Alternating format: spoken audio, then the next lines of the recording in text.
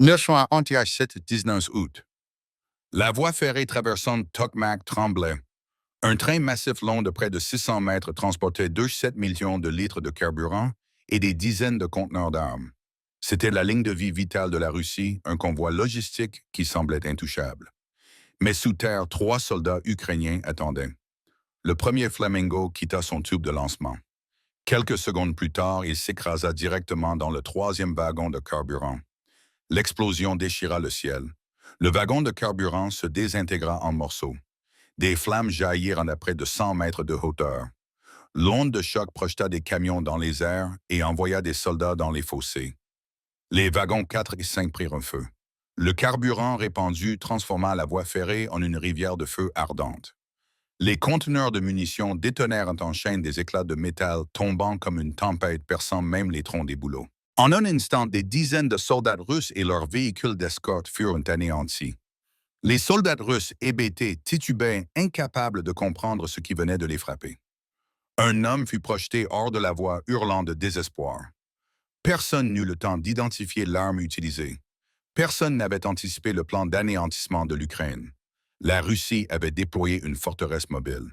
En quelques minutes, Flamingo, un missile ukrainien bon marché jamais révélé auparavant, avait transformé cette fierté en enfer. Qu'est-ce qui rend cette arme si terrifiante? Découvrons-le. 19 août. Le bunker souterrain au nord de Zaporizhia n'était éclairé que par une lueur rouge pâle projetée sur des visages tendus. 3 soldats ukrainiens travaillaient en silence dans une immobilité suffocante. Sur une tablette militaire renforcée, le chef d'équipe entrait frénétiquement les coordonnées de la cible.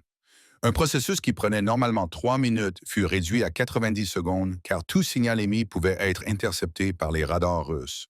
Sur l'écran de satellite, la cible apparaissait clairement un train de ravitaillement en carburant russe long de près de 600 mètres rempli de citernes de pétrole et de conteneurs d'armes lourdes. Il se déplaçait le long de la voie ferrée unique, traversant Tokmak, la ligne de vie reliant l'arrière russe au front de Zaporizhzhia. Ce train était le bloc d'énergie qui soutenait tout le champ de bataille russe. Pour l'Ukraine, ce n'était pas seulement une cible vulnérable, mais une frappe au cœur même de la logistique ennemie. À l'intérieur du tube de lancement, Flamingo attendait. Longueur 6,2 mètres, poids 1,4 tonnes, vitesse subsonique, guidage par GPS et INS avec capteur de terrain Turcom permettant de voler à seulement 30 à 50 mètres du sol, longeant rivières et forêts et crêtes, rendant les radars ennemis presque aveugles. À son nez, 200 kg d'explosifs RDS et TNT étaient prêts à exercer assez de pression pour plier de l'acier de 2 cm. Flamingo n'était pas une copie du Tomahawk. C'était une déclaration que l'Ukraine pouvait créer son propre tueur à longue portée à une fraction du coût. Le bunker trembla. Flamingo quitta le tube de lancement traînant une spirale de gaz brûlant. Il s'élança dans la brume épaisse, sa trajectoire sinuante comme un oiseau déployant de larges ailes. Mais ce n'était pas un gracieux flamant rose. C'était un prédateur précis. La frappe préemptive toucha le wagon numéro 3 du train russe chargé de carburant pour avion. L'explosion déchira l'air. Les ondes de choc se propagèrent, soulevant terre et pierres projetant un camion russe qui roulait à côté du train.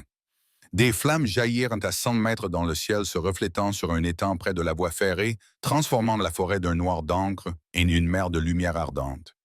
Les wagons 4 et 5 s'enflammèrent immédiatement, le carburant se répandant et transformant les rails en une rivière de feu dévorant acier et bois. Les soldats russes marchant à côté du train n'eurent pas le temps de comprendre.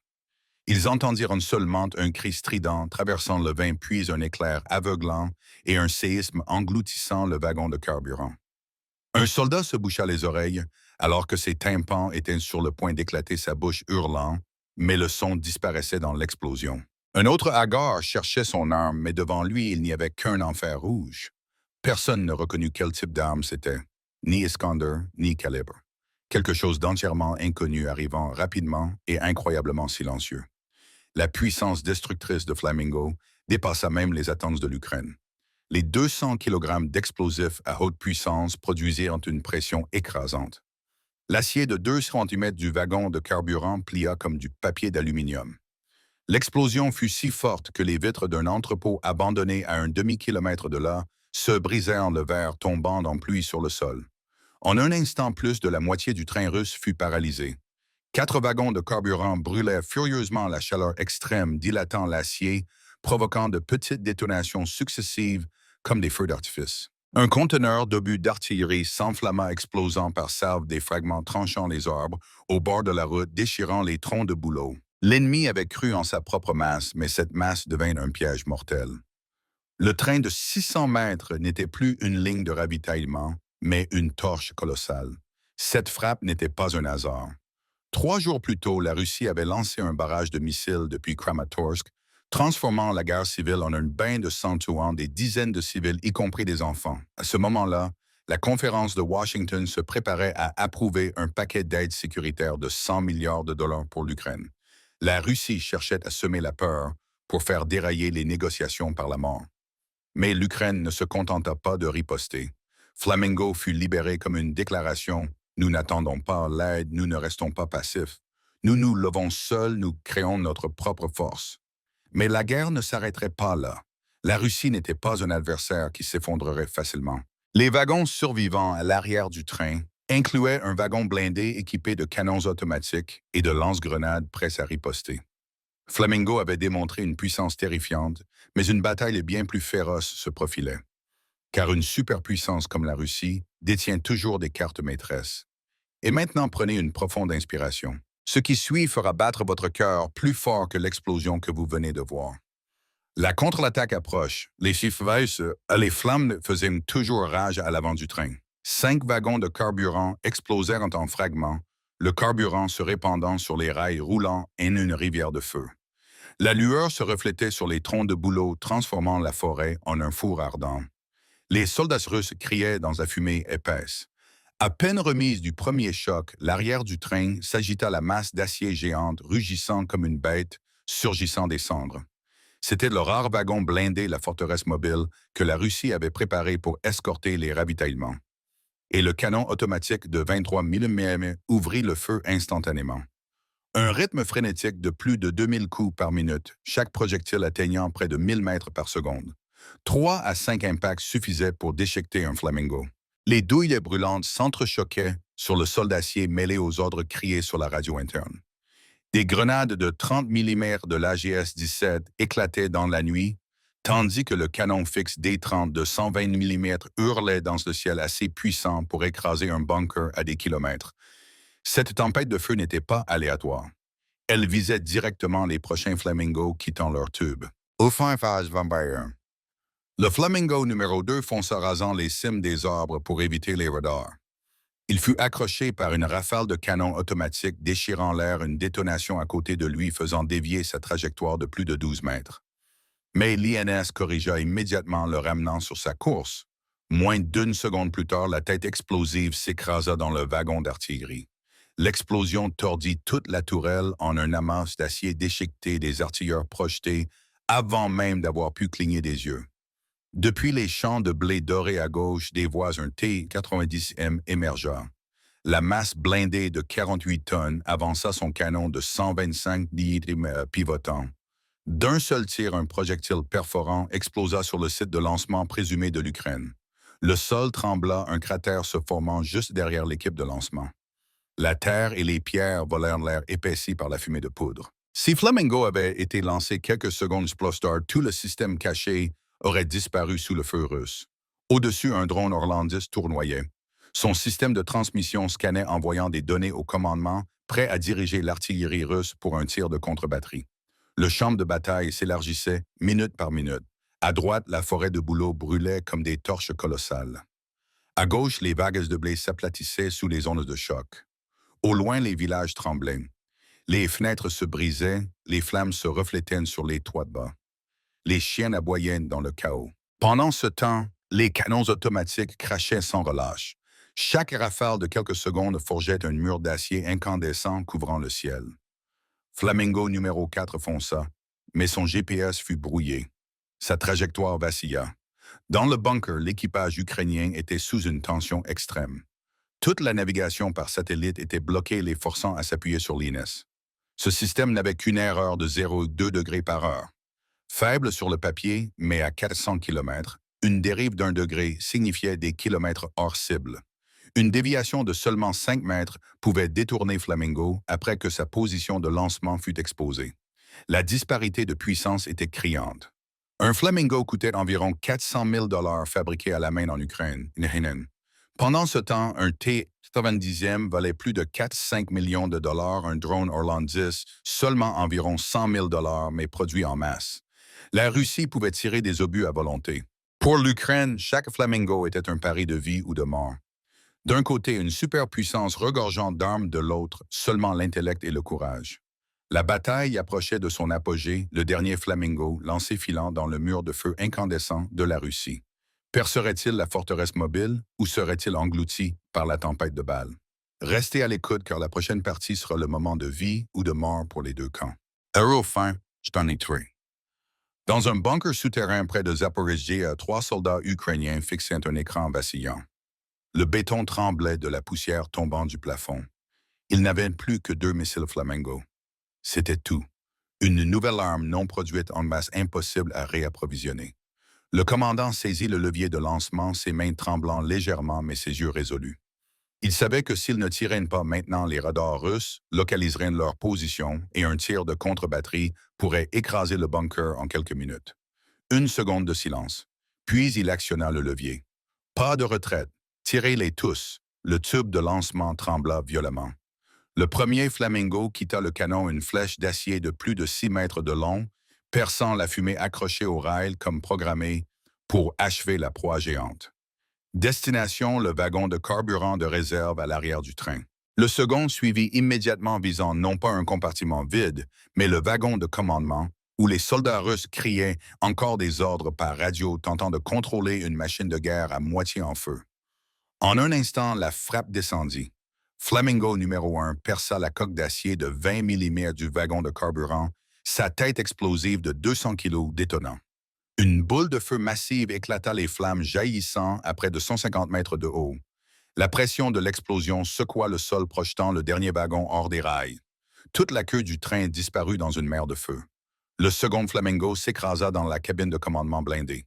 La tête pénétrante déchira l'armure, transformant le compartiment de commandement en un tas de fer tordu. Le canon automatique de 23 mm se tut. Le canon D-30 fut projeté sur le côté. Le lance-grenade SGS-17 se brisa en deux. Plus personne pour donner des ordres. Le système de défense cessa en un seul battement de cœur.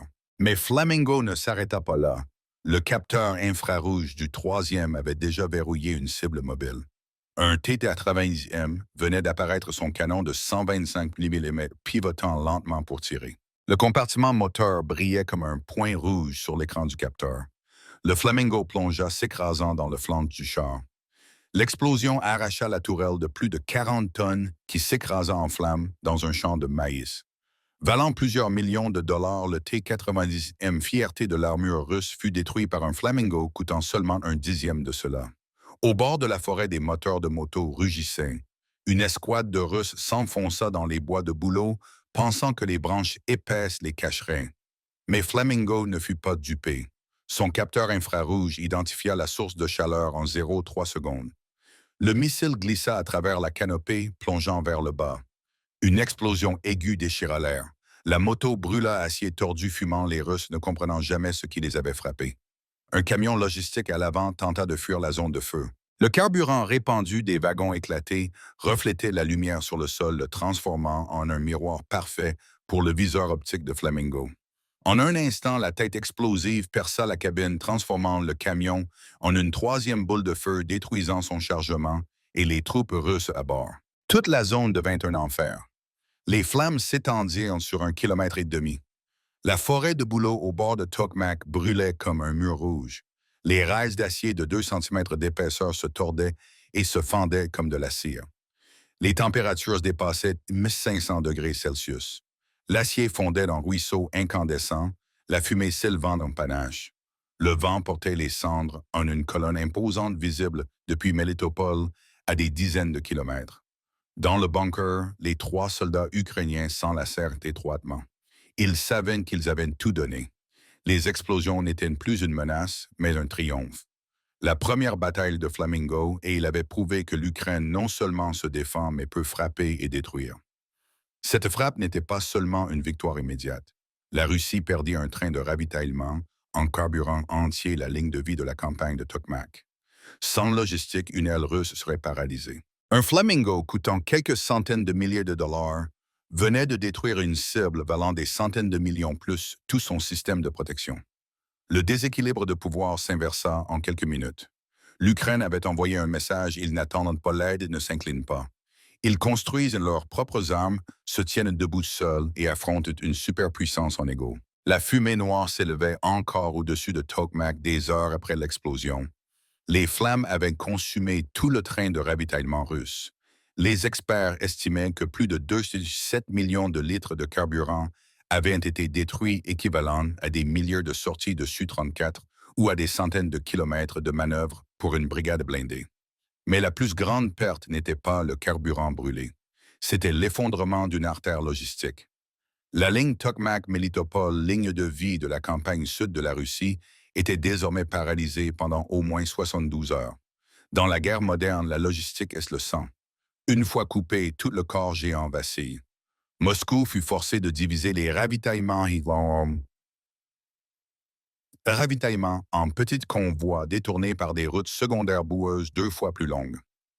Résultat, le rythme de la campagne ralentit drastiquement. Tous les espoirs d'une frappe de suivi russe en août s'évaporèrent. Les médias occidentaux citèrent même des renseignements selon lesquels le Kremlin préparait en urgence un test du missile de croisière Burevestnik pour montrer qu'il détenait encore le pouvoir. Pendant ce temps, les regards du monde se tournaient vers l'Ukraine. Flamingo, issu d'un projet non divulgué, devint le titre des nouvelles militaires. Un magazine de défense américain écrivit: c'est la première fois que l'Ukraine prouve qu'elle ne se contente pas de se défendre, elle est entrée dans une ère offensive avec sa propre technologie. En Europe, les législateurs l'appelèrent le Moment Sputnik de Kiev.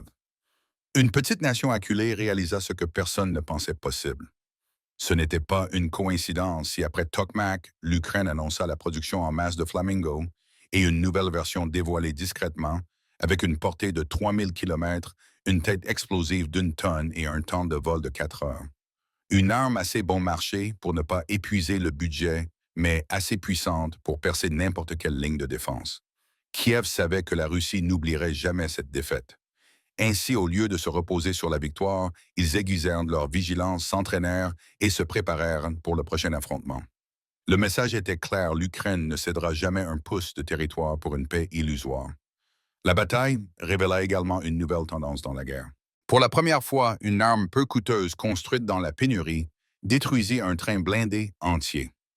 Un avertissement à toutes les superpuissances: l'argent et les armes coûteuses ne garantissent pas toujours la suprématie.